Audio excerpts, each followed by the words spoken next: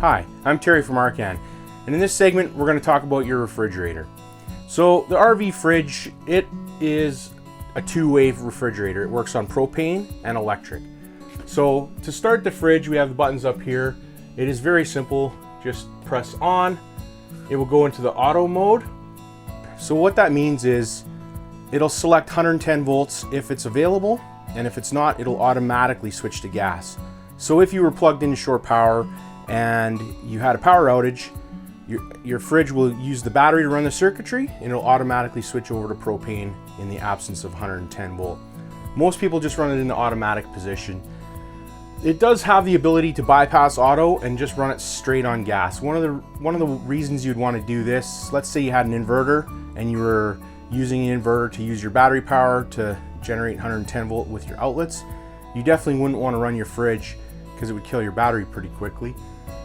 So you'd run it on gas, and that would just allow the propane to operate your fridge. With the RV refrigerator, it's an absorption type cooling unit. We'll show you that in a second. With the absorption type refrigerator, a couple important things. Number one, it has to be level. It uses gravity to take the fluids back down to the bottom. And the other thing about this refrigerator is it takes 4 hours to get to operating temperature. Now with your fridge at home, you plug it in, it's pumping cold air in right away. With the absorption style cooling unit, you're actually drawing the hot air out of the fridge and venting it out the top of the RV. So you have your freezer compartment here, pretty straightforward, and you have a refrigerator compartment right here. One difference is they do have a lock, so in the travel position, they don't fly open when you're driving down the road.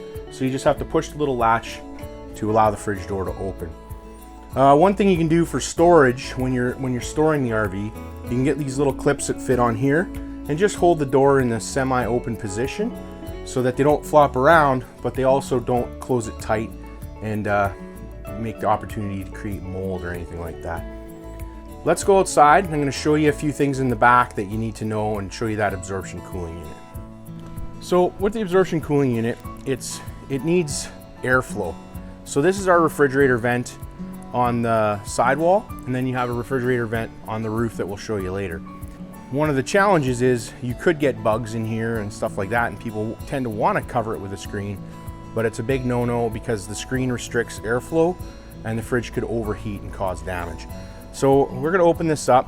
For normal operation, you never need to go in here, but a couple times a year you do need to check. Like we said, bugs can get in. You can just use a coin and open this up. So you just twist these latches, and then you open up the fridge vent.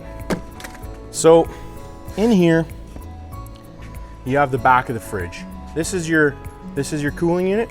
These pipes run on a slight angle downwards, and that's why it's so important for it to be level. If this was off level, one of the things that can happen is the fluids will stop flowing down.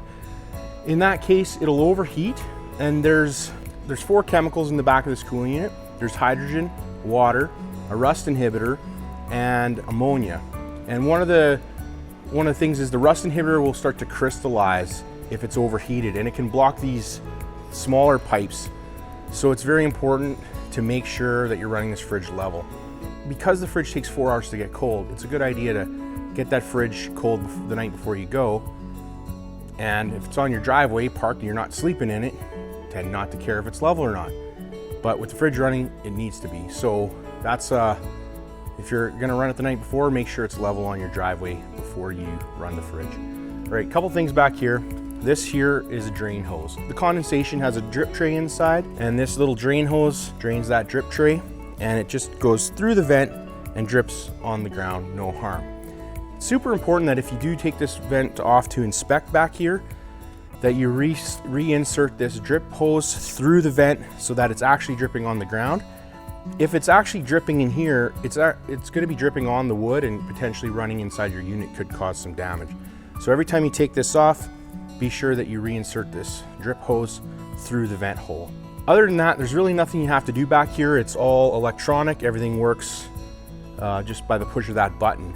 But because we said bugs can get back here, you're going to want to make sure that this is just free and clear, no spider webs, no bees nests, nothing like that. And so inspect this a couple times a year And when you put it back, make sure your hose is through the vent. So we'll put it back on. This one's clean, nothing wrong, it's brand new.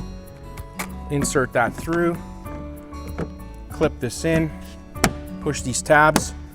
Now, if you forget to twist these tabs, because it's not falling out right now, grab our coin.